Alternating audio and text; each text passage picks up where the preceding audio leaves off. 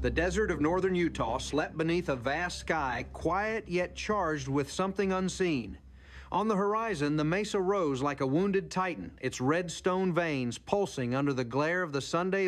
For 6 years, the Skinwalker Ranch had been the stage for unexplainable events. But now, in the 9th and 10th chapters of their relentless quest, the team would come face to face with the most tangible evidence yet, something that would challenge not only science, but the very notion of what it means to be human in a universe that may be watching back. It began at dawn when the drilling rigs roared to life at the base of the mesa. The morning air shimmered with static. Travis Taylor stood beside the borehole, his hand resting on the steel pipe vibrating from deep below. "We're 188 feet," he said quietly, "into the mesa." The ground groaned like an ancient creature turning in its sleep. Then the readings began to spike radiation levels, climbing without explanation. Somewhere beneath them, something was reacting. Above, Jeremiah Pate's balloon ascended, carrying Lunasoon's radar payload into the morning sky. The team called it DART, a floating eye designed to scan the ranch like an X-ray to pierce the invisible bubble that haunted the airspace above the triangle.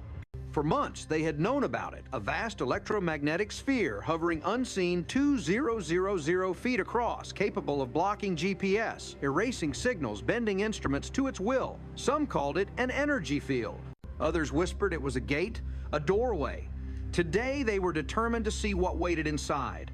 As the radar rose past 1,000 feet, Eric Bard watched the screen flicker. "The signal's going through the roof," he muttered. Then suddenly silence.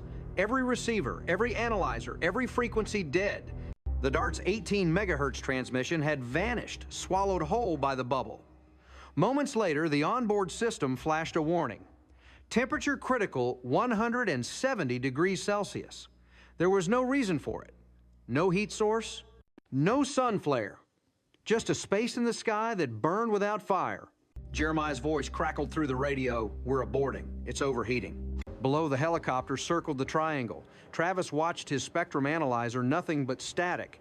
Then a tone, a thin, sharp spike at one point, 6 gigahertz pulsing like a heartbeat. "You see that," he said. "That's Earth to space frequency." The realization hit them all. Something inside the bubble was broadcasting. But who or what was answering? At the same time, the drills beneath the mesa hit resistance. Metal screamed. The tungsten teeth, new sharp, bright silver, came back dull and chewed down to dust. Yet there was no heat, no friction, burned nothing. "It's like it's drilling through air," muttered the foreman, staring at the bit that should have melted. When the spoils were sifted, they found fragments, small, dark, magnetic, layered like the skin of a machine. "This looks like shuttle tile," Travis whispered. "Like something built to withstand re-entry." The mesa was bleeding secrets. Then came the plane. A small civilian aircraft appeared over the ridge, circling the ranch with its transponder off. It moved low and slow deliberate. "You getting a ping?" Eric asked. "Nothing," said Caleb. "It's dark." The plane loitered banked, then vanished into the west. Moments later, Thomas Winterton's surveillance feed cut out. Every camera, every channel, gone. The system not connected to any network had been remotely accessed, logged out, shut down, and rerouted in 4 seconds. Someone or something had hijacked their eyes. The tension on the ranch thickened. Beneath the mesa, the drill struck something again at 350 feet, a barrier that sang when metal touched it. In the dust, archaeologist Chris Roberts found the impossible layered metal fused with ceramic fragments beveled like engineered tiles, one side glossy, one side porous. It's manufactured, he breathed, man-made. Or maybe not. That night, as the sun bled behind the mesa, the team gathered around glowing monitors. Jeremiah's radar data filled the screen's maps alive with color. Over the triangle, a glowing yellow core pulsed like a heartbeat of the earth. That's 800 times stronger than the surrounding field, Jeremiah said. Equivalent to city-level electromagnetic output in the middle of nowhere. The data revealed something else. A tunnel, invisible but real, stretching from the triangle into the mesa. "A passage," whispered Travis, "like a vein connecting sky and stone." Then above the ranch, a light moved. Eric's high-speed camera caught it first, a silver sphere streaking past the helicopter, too fast for the naked eye. Frame by frame, they measured it 1,200 feet per second supersonic with no contrail. "It's maneuvering," said Eric. "It's aware of us." The orb vanished into the clouds, then reappeared on the other side of the mesa, as if it had passed straight through solid rock. The room went silent. For years, locals had spoken of lights entering and exiting the mountain. Tonight, the cameras had seen one. The next day, biologist Ben Woodruff arrived with grim news. His wildlife cameras had captured elk wandering near the southern field, their faces marred by white lesions, the flesh pale and burned. "No disease I know looks like this," he said. The animals' eyes were glassy, their skin raw.